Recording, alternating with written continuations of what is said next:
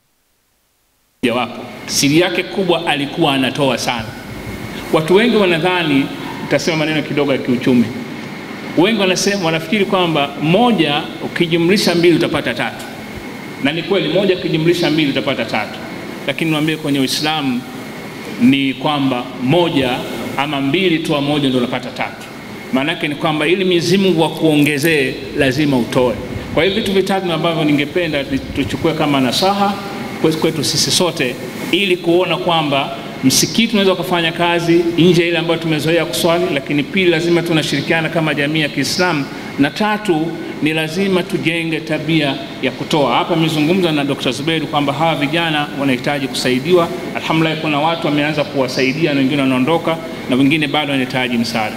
Kwa hiyo tujikusanye pamoja, na hii program ningeweza kueleza kwa urefu sana, lakini muda uruhusu. Mheshimiwa najua ameacha kazi zake, na kipindi hicho tunafahamu ni kipindi cha kampeni. Kwa hiyo mpaka amekuja hapa ametupa heshima kubwa. Nisingependa kuyazungumza mengi zaidi. Baada ya kusema haya, fakunallahu lima yuhibbu wa yardahu. Wassalamu alaykum wa rahmatullahi wa barakatuh. Wa alaykum salam wa rahmatullahi wa barakatuh. Ni Daktari Abdallah Tego ambaye ni shekhe na ni msomi mahiri wa fani ya uchumi. Bismillahirrahmanirrahim. Bismillah yastaftihu bihi walhamdulillah yastazidu bihi wa salawatu rabbi wa salamuhu ala nabiyil karim Muhammad ibn Abdullah wa ala alihi wa ashabihi ajma'in, amma ba'd. Mheshimiwa ndugu yangu Waziri wa Ujenzi Abdallah Ulega, Mheshimiwa Mkurugenzi wa Middle East kaka Abdallah Kilima, Al-Akhi Al-Aziz Shekhi wa mkoa wa Dar es Salaam Shekhi Walidi Al-Hadi, Al-Akhi Shekhi Sami Al-Azib Mkurugenzi wa African Relief, Dr. Pazi kutoka Chuo Kikuu cha Waislamu, Mama Shamim Khan kutoka Baraza Kuu, umoja wa wanawake wa Baraza Kuu, bila kumsahau watu wajai. Namuona yupo amiri pale na ndugu yangu Sheikh Yusuf. Ni wasalimu kwa kusema assalamu alaikum wa rahmatullahi ta'ala wa barakatuh.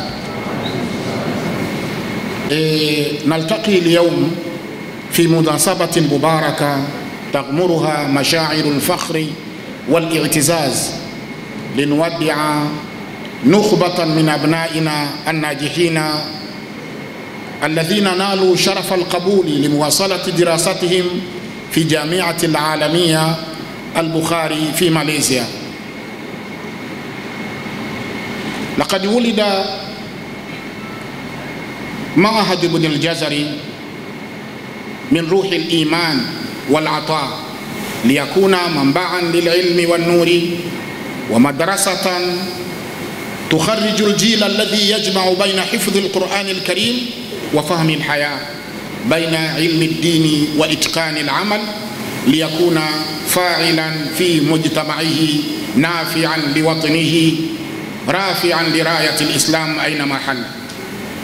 وفي هذا المقام نعبر عن خالص شكرنا وامتناننا لجامعة البخاري العالمية في ماليزيا على تعاونها المثمر مع المسجد القادرية بدار السلام ومدارس ابن الجزري بتنزانيا،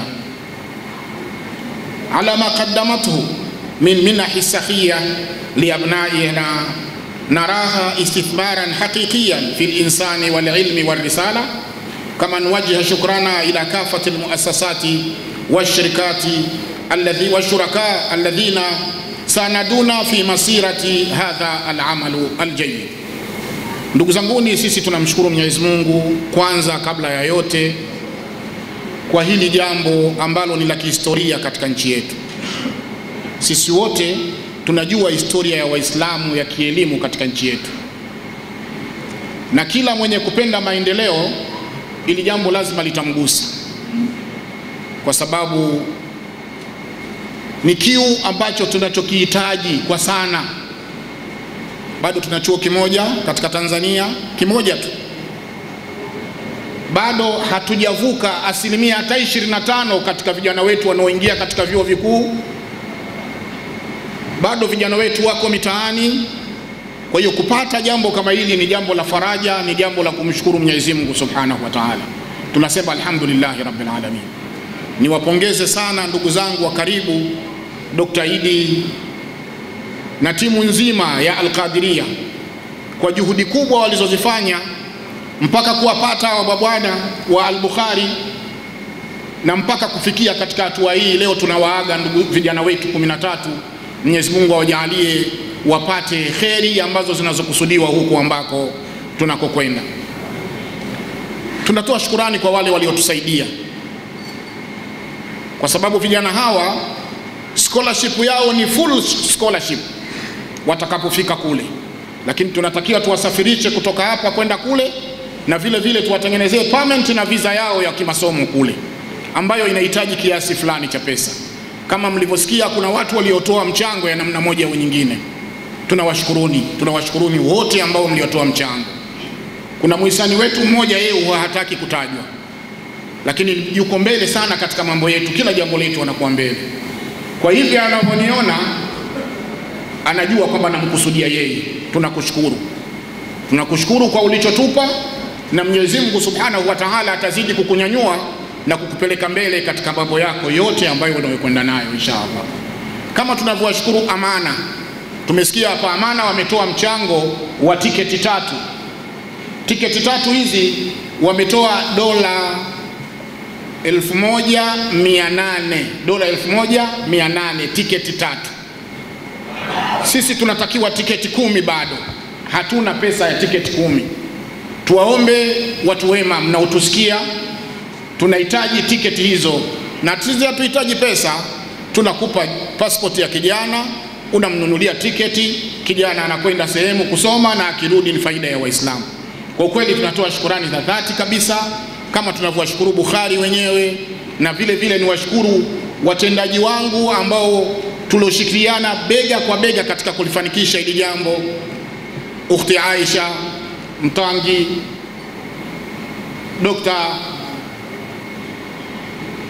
Dr. Tego, Balozi Kilima, tulikuwa karibu sana mpaka haya mambo yanaweza kukaa katika sura ambayo iliyokuwa iko nzuri, na inshallah Mwenyezi Mungu atawalipa kila la kheri kwa juhudi zote ambazo mlizozifanya.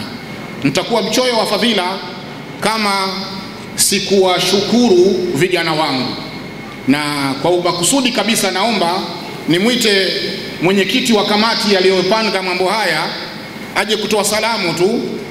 Wakili msomi, namuita hivyo kijana wangu wakili msomi, Sheikh Khalifa, yeye ni mwenyekiti wa kamati hii, na kuomba uje kutoa salamu kidogo tu, mara moja utoe salamu tu. Salamu alaikum.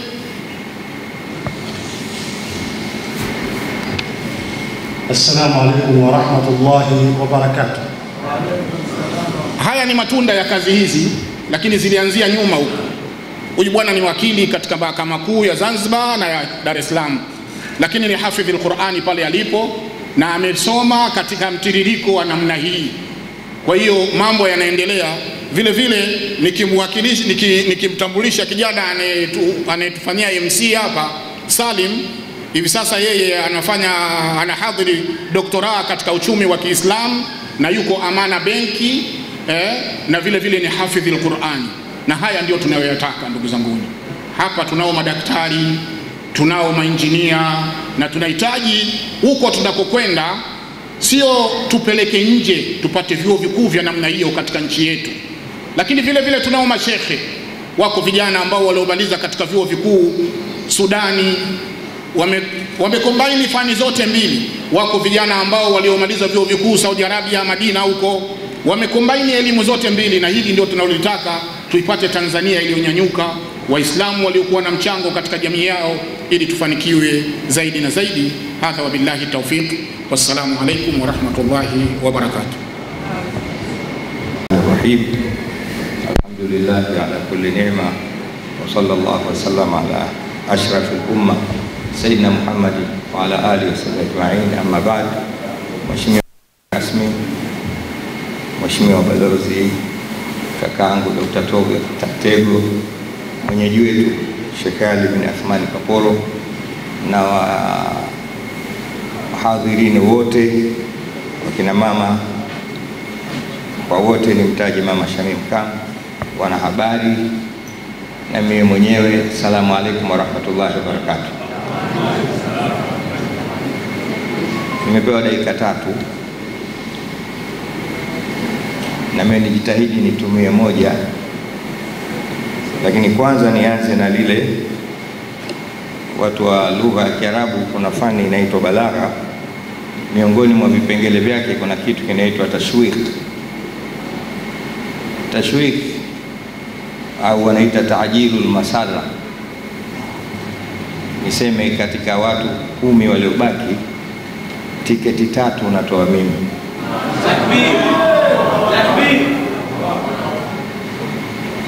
Mimi kama Walidi Al-Hadi, kwa sababu ya kujua ubora wa elimu, basi nitafanya kukopa, kusema maneno, lakini 3 nitoe mimi, wala sio baraza kuu. Na hiyo nafanya kwa sababu najua naishi vipi kwa sababu ya elimu. Hiyo nimeitanguliza, inaitwa ta'jilu al-masala. Salamu zangu kwa niaba ya Mheshimiwa Mufti, Suratu Tauba aya 122. Nianze kuongea na wanafunzi ambao wamepata fursatun dhahabia hii. Hili sio jambo dogo, ni jambo kubwa sana katika mamilioni ya watoto wanaohitaji hilo, ikawa wameangukia watu 13. Ningependa kuwaona kama wako hapa, kama wapo wasimame. Hawapo moja, mbili, wale kule. Basi kaeni chini watoto wetu. Mungu anasema katika suratu Tauba, wama kana almu'minuna liyanfiru kafa. Kisha akasema falaula nafara min kulli firqatin minhum ta'ifa liyatafaqahu fi ddini waliyundhiru qaumahum idha raja'u ilayhim ila akhir al-aya. Afwan. Mwenyezi Mungu anasema haiwezekani watu wote wakatoka kwenda katika muhimu jambo fulani. Kama wote hawezi kutoka kwenda kulima, lakini hawawezi wakatoka wote kwenda kuvua, pia hawawezi wakatoka watu wote wakaenda kusoma. Aya hiyo inasema pale, kama nimeisoma vizuri. Lakini kitoke kikundi kiende katika munasaba au muhimu wa jambo fulani, kama wanapotoka watoto wetu 13 hao, waende wakakishughulikie hicho. Kama hivi waende wakasome kweli, wakasome kweli, liyatafaqahu fi dini, wakajipinde. Kisha jukumu lao baada ya kusoma kweli, waliundhiru qaumahum idha raja'u ilayhi, waje kuileta ile kazi kule hapa. Haya ndio maagizo ya Allah subhanahu wa ta'ala. Kwa hiyo wanangu, mimi naenda kujitosa huko, nitapata tiketi 3, nitacheka na vile Mungu anijalia maneno nayo nitasema, lakini na hakika inshallah mpaka magharibi leo tiketi 3 ninazo. Nitazipata tu, lakini mkirudi mje kutusaidia. Semeni inshallah. Mmoja katika wanachuoni wa zama zetu hizi, Sheikh au Dr. Abdul Qadir Auda, ameandika kitabu kidogo tukakiita Afatul Islam wal Muslimin, yani matatizo, maafa ya Uislamu na Waislamu katika zama zetu. Kataja mle mafungu, lakini nukta 2 muhimu. Kasema moja, inaupelekea Waislamu tukabaki katika hali hii tuliokuwa nayo, na nikisema hali hii tuliokuwa nayo kila mmoja anayo kichwani. Nirudie tena, hali hii tuliokuwa nayo, nadhani mnaiona mnaiswawirisha hali tuliokuwa nayo. ni kama hali ya wale Banu Taim. Anasema wayuqdha al-amru inda ghiyabi taimin wala yustasharuna wa hum shuhudun. Naongea na wasomi, nadhani wanaujua msomo huo, kwamba wale Banu Taim walikuwa katika hali kama hii tuliokuwa nayo. Hii ipi? Yuqdha al-amru, mambo yanapangwa ya kijamii. Sisi hapa tuko hapa sasa hivi, lakini kuna watu huko wanatupangia mambo yetu, tule nini, tuvae nini, tuozeshane vipi, tuuze na kununua namna gani. Sio kwa mipango yetu, kwa mipango yao huko wanatupangia. Wa yuqdha al-amru inda ghiyabi taimin, mambo yanamalizwa ikiwa sisi hatupo, anasema. Lakini wala yustasharuna wa hum shuhudun, vinavyopangwa hayo maisha ya kijamii, sisi tukiwepo huulizwe, Sheikh Muhammad Nasr, unasemaje katika hili? Tunataka kupanga bei ya viazi hapa, tuuzeje? Upati chance hiyo, kwa sababu hivyo ulivyojiweka. Umepata nafasi kubwa sana, unaambiwa tutilie fatha, na wewe tena ndio unaanza ila hadrati habibina wa shafiina wa mustafana, unafoka wa maulana Muhammad Mustafa bisirri al-Fatiha, kisha uulizwe chochote. Hiyo fatha yenyewe imethibiti wapi? Tuondoke huko katika kupewa nafasi za kutia fatiha, tuwemo katika vikazi vya mushawara kupanga maisha, na hatuwezi kupanga maisha isipokuwa kwa kuyafanya haya. Sasa anasema, narudi kule kwa Abdul Qadir Auda, anasema maafa tuliokuwa nayo vitu viwili tu. Kwanza, ajzu ulamaihim wa jahlu abnaihim, kushindwa wanachuoni wetu kudilivu elimu yao kwetu. Hiyo la kwanza. Kila aliyosoma elimu hairudi kwa jamii, inaishia kwake, imekwenda mbali sana katika watoto wake wanne na familia yake tu, lakini umma haufaidiki chochote na msomi wa Kiislamu. Haya ni matatizo. Nimesikia dokta wakati anamuelezea mwenye chuo hichi, vile ndio inavyotakikana. Una elimu, waliyundhiru qaumahum idha raja'u ilayhi, watu waone huyo anayekuja huyo ni msomi wetu. Bahati mbaya, wanangu, naongea na nyinyi, wasomi wetu wengi, badala ya kwamba wao ndio wawe watatuzi wa matatizo yetu, wao ndio matatizo yanayotakiwa kutatuliwa. Inaeleweka? Msomi akiingia baada ya kusema alhamdulillah radhina bimajii wa ni'mal maji'u jaa, sisi tukimwona msomi anakuja tunasema wa na'udhu billahi minash shaitani rajim, sijui anatuletea mambo gani leo. Hapana, inatakiwa kija msomi nafsi zetu ziingie katika tuada, tuseme sasa tumepata mkombozi. Haya ni maneno yenu, watoto wangu, watoto wetu, nendeni mkapambane kweli. Idha kunta fi amrin fakun fihi, ukiwa katika jambo kuwa katika lile jambo kweli kweli, na ukitoka pale uje kuonyesha kwamba nilikuwa katika jambo fulani tofauti na nisinge kwenda kule. Cha mwisho kabisa, hicho ni kwetu sisi sote. Twendeni sasa, baada ya kuonyesha Masjidul Al-Qadiriyah na hapa nizungumze hasa na watu wa tarika. Masjidul Qadiriyah huu ni msikiti wa kitarika huu, ndio tarika hivi iwepo, kwa sababu kila tarika ina kitu kinaitwa mashrab. Ni mtu wa tarika. Mashrabul Qadiriyah ni vitu vitatu: al-ilmu thumma al-amalu thumma al-mauhiba. Elimu kwanza, pili kuitumia ile elimu, tatu ile elimu. Hivyo alikuwa Mtume Muhammad. Inshallah, wama alaina illa al-balagh mubin. Wassalamu alaykum warahmatullahi ta'ala wabarakatuh. Wal afwa warahmatullahi ta'ala wabarakatuh. Mheshimiwa Abdalla Ulega, Waziri wa Ujenzi na mgeni rasmi katika shughuli hii. Waheshimiwa mashehe wetu mliopo hapa, Mheshimiwa mama yetu Shamim Khan ambaye ni mwanasiasa nguli na kiongozi nguli katika shughuli zetu za Kiislamu, nimependa nimtambue.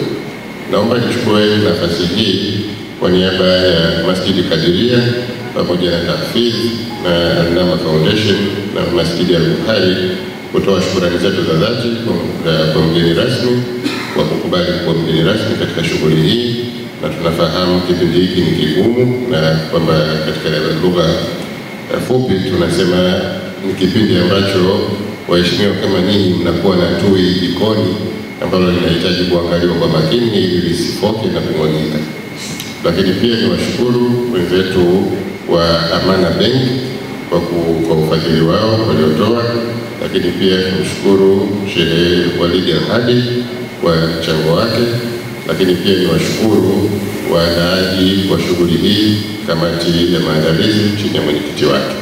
Baada ya kusema haya mafupi, naomba sasa nichukue fursa hii kukukaribisha Mheshimiwa mgeni rasmi uweze kuzungumza nasi. Bismillahirrahmanirrahim. Alhamdulillahi rabbil alamin wassalatu wassalamu ala ashrafil anbiya'i wal mursalin wa ala alihi wa sahbihi ajma'in. Amma ba'd.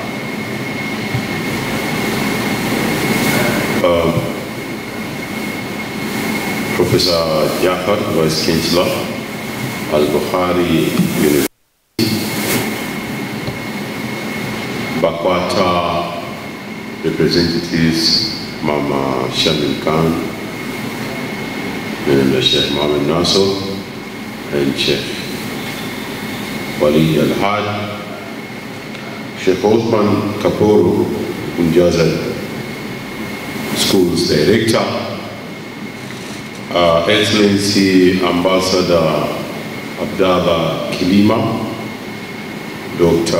Eid Zubair from Masjid Qadiriya, representative from Office of the Commissioner General of Immigration, distinguished guests from the government and private sector, parents and guardians, graduates and prospective students, ladies and gentlemen. Assalamu alaikum wa rahmatullahi wa barakatuh. Sasa imeelezwa kwamba hapa inahusu nitumie lugha mbili kwa kuchanganya kwa watu wanaonitazama kupitia mitandao, hususan wanaolengwa ni hawa washirika wetu wa Al-Bukhari University, lakini pia vile tungelitamani Watanzania wanaofuatilia na watakaofuatilia waweze kuelewa kile ambacho kimezungumzwa katika hadhara hii. Na kwa hivyo kadiri itakapowezekana nitakuwa nikichanganya kile pale nitakapoona nifanye hivi. Good afternoon to the esteemed supporters of education, educators, parents, and the Al-Bukhari International University Scholarship recipients. In the first place, I thank the Almighty God for according us the opportunity to meet here today, all in good health. I stand before you with great pleasure on this special occasion as we gather to celebrate the accomplishments of our graduating class and the prospective students who have earned scholarships through their dedication and excellence. Hongereni sana vijana wetu mliopata nafasi ya masomo ama kwenda kusoma nje ambao ninaamini mko hapa, hongereni sana. Today marks both the closure of one remarkable chapter, the graduates, and the opening of another filled with promise and opportunity for the prospective students. Please receive our warm congratulations. You have worked tirelessly, faced the challenges with courage, and you remain steadfast in pursuit of your missions to become a Hafiz al-Quran. Islam places great importance and status on a Hafiz al-Quran because a Hafiz seated the face of Allah and the rewards in the hereafter. He who recites the Quran without the Quran intercede for him on the day of judgment. Each challenge overcome and each lesson learned has shaped you into the person you are today. Your journey here has been one of growth, discovery, and resilience, and we couldn't be prouder. Nevertheless, this is just the beginning of another big journey ahead of you in your career and successful future, better prepared because of the knowledge of the Quran. Kwa hivyo vijana wetu, naamini huu ni mwanzo wa safari. Mmefanya kazi kubwa ya kuhifadhi Quran, na kila mmoja aliyepata nafasi ya kusema hapa, ikiwa ni pamoja na mashehe wetu, wameeleza kwa ufasaha na kwa upana zaidi namna ambavyo sisi tunawatazameni ninyi wasomi wetu. Kwa hivyo ni imani yetu hamtatuangusha. Mjue tu kwamba ndio kwanza safari imeanza.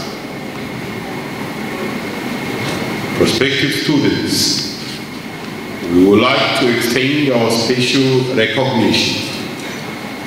You have not only excelled academically, but have demonstrated integrity and potential that inspires us all. You are proof that excellency, when combined with determination, opens doors to greater possibilities. May this achievement remind you that hard work and discipline are always rewarded, and may you continue to set an example for others to follow. Kwa hivyo ikumbukwe tu kwamba ni kazi na jitihada kubwa mlizoziweka na nidhamu ya hali ya juu mlioiweka na mlionayo ndio imewafikisha ninyi mara leo hapa tunawasherehekea, na tunaomba uwe ni mfano bora kwa wengine pia wanaokuja. Ladies and gentlemen, while stating the above, we cannot let this moment pass without acknowledging the people and institutions which have made these achievements possible. In this regard, on behalf of the government of the United Republic of Tanzania, and on my own behalf, I wish to extend the heartfelt gratitude to Al-Bukhari International University for its generosity and commitment for investing in education in Tanzania. promising transformation for the lives and future of the less privileged. We thank you very much, Al-Bukhari International University.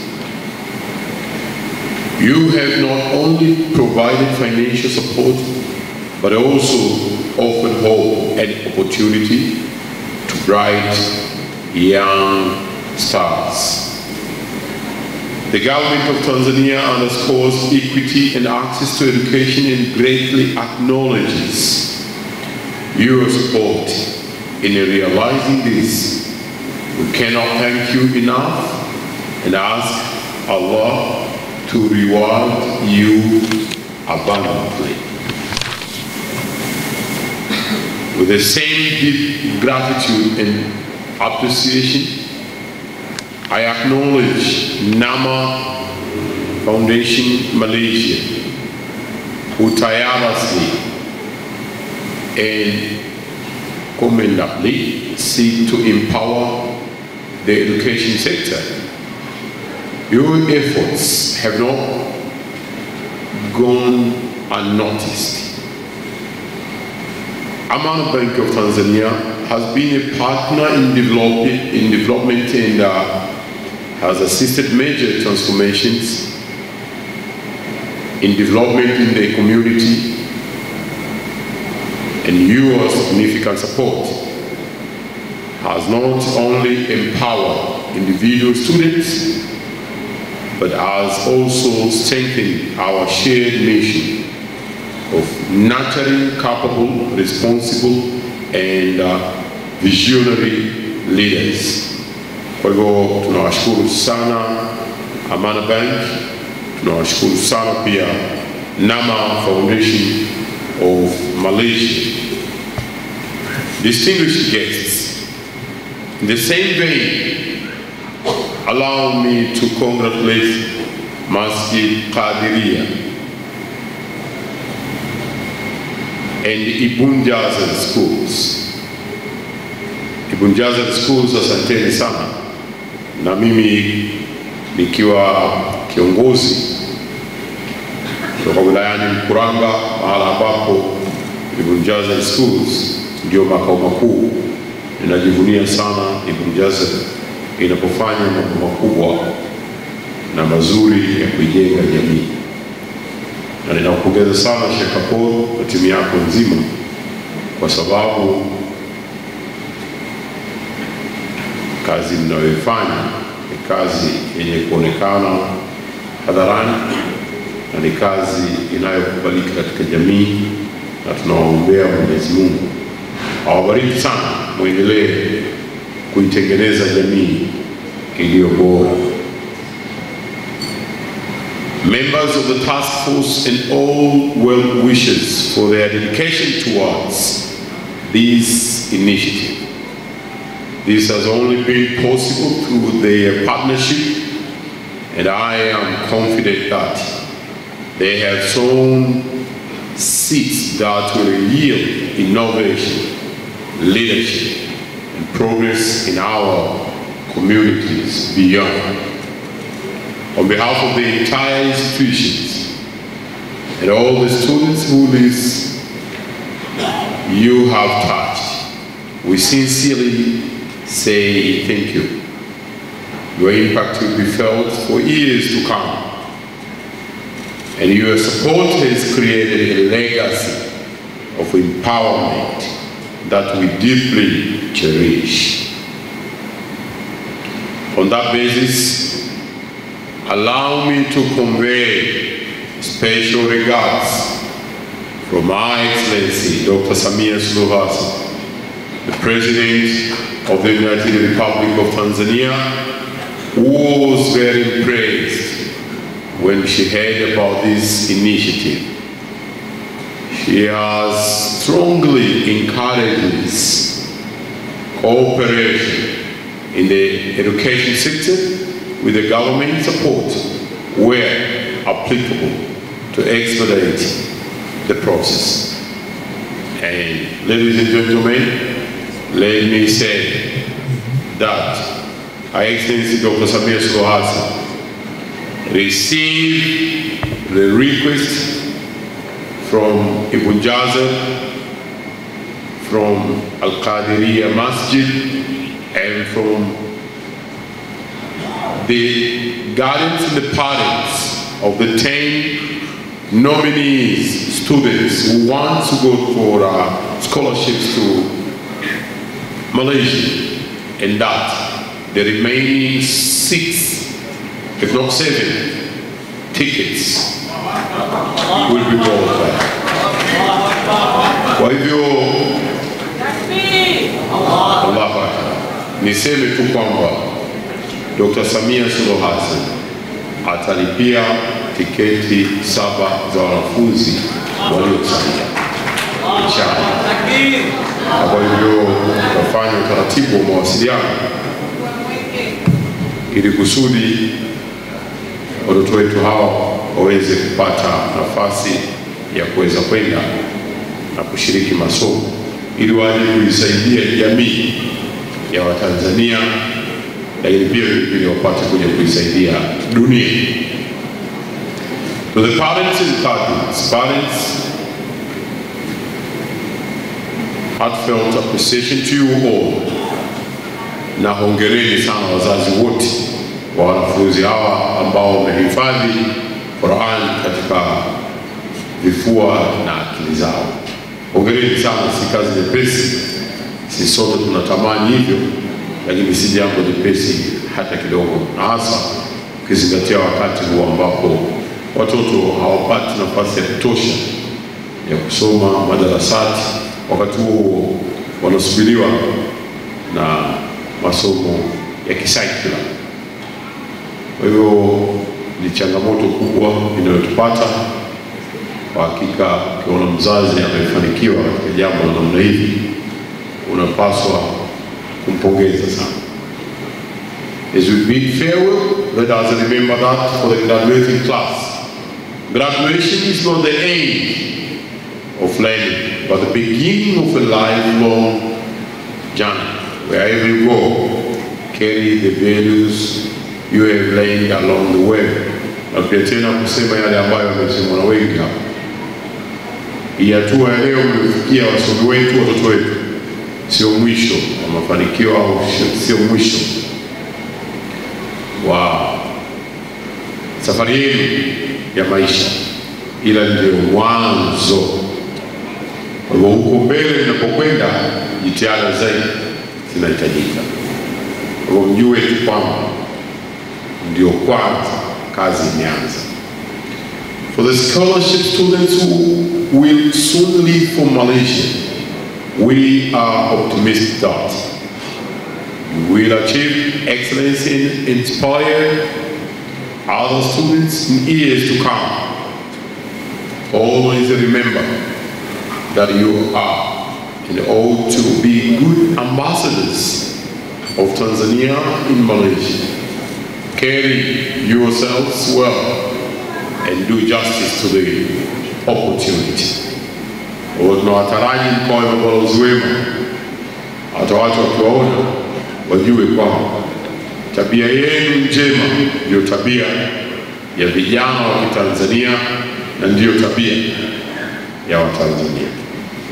Distinguished ladies and gentlemen, as I conclude, allow me to once again extend my deepest appreciation to all who made this success possible, particularly the tripartite partnership between Al-Bukhari International University, Masjid Al-Qadiriyya, and Ibn Jazar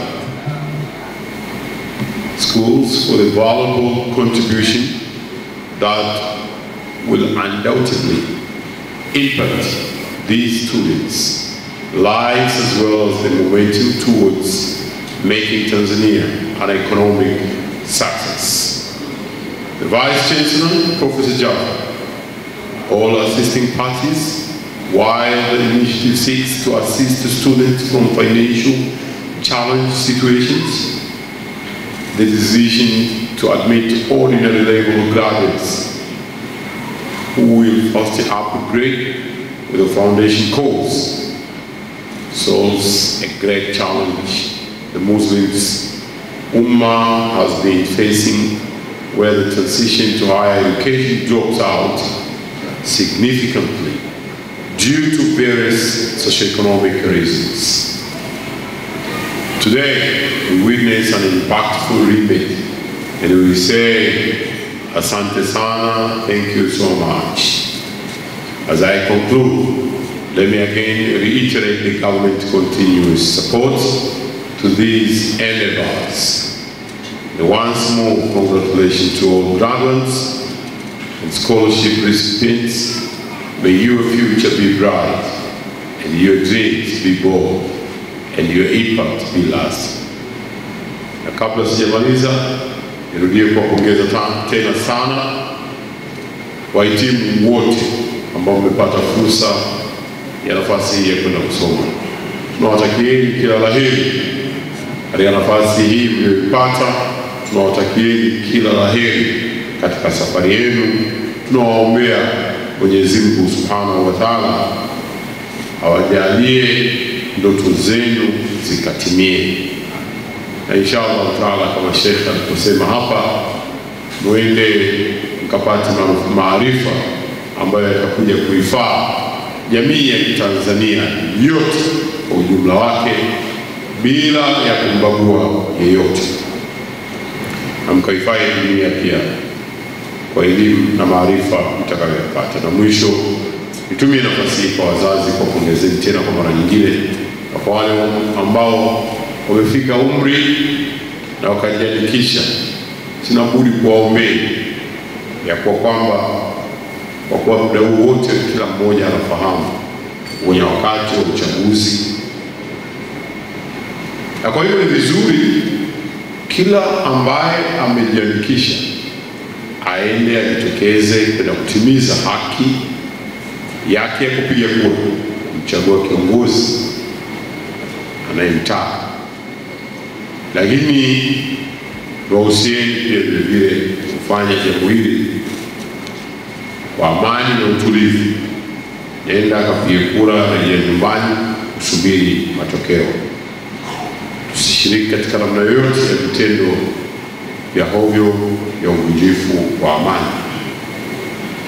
Lakini niwahakikishie pia vile vile ya kuwa kwamba serikali imejipanga vyema. Hakuna vurugu ya aina yoyote itakayotokea, na kwa hivyo jitokezeni bila ya uoga wowote kwenda katika vituo vya kupigia kura. Tutakuwa na shida wala tatizo yoyote hapa. Tunafahamu watu wangetamani sana watu waogope, kwa kuwa watu wana polisi wakipita. Polisi kupita ni kazi yao ya kila siku. Hata sasa ukitoka hapo nje, polisi utawakuta wako. Kwa hivyo hiyo isiwe sababu ya mtu kwenda kuogopa kwa kuwa amewaona wakifanya doria wakaacha watu kwenda katika vituo vya kupigia kura. Hao ni walinzi wa amani, na huo ni wajibu wao wa kila siku kuzunguka na magari ya doria wakiwa katika uniforms zao. Lisiwe hilo ni tatizo la kufanya watu waache kwenda kujitokeza kupiga kura, labda kwa hofu kwa polisi wanapita. Nendeni, jitokezeni tarehe 29 kwenda kupiga kura bila ya hofu yoyote, kwa sababu tunajua wako watu wasiotupenda na kututakia heri katika nchi yetu yenye amani, yenye utulivu, yenye mshikamano na upendo isiyo na ubaguzi. Wanatamani watu wasitokeze kwenda kupiga kura ili wapate cha kusema. Tunawaombeni shida, familia zote, watu wote, kila mmoja mwenye kupata nafasi, kwa yule mwenye haki ya kupiga kura awajibike kwenda kujitokeza kupiga kura. Baada ya kusema haya, ninawatakia kila la heri wote walioshiriki katika jambo hili kubwa na zuri. Inshallah katika lile ambalo kiongozi wetu amelifanya la kuwachangia watoto wetu hawa 7 wanaokwenda kujazwa maarifa ili waje kupata kuisaidia nchi yetu. Tutaendelea kuwasiliana na wahusika ili kusudi taratibu zifuatwe na kuweza kukamilisha jambo hili. Assalamu alaikum wa rahmatullahi ta'ala wa barakatuh.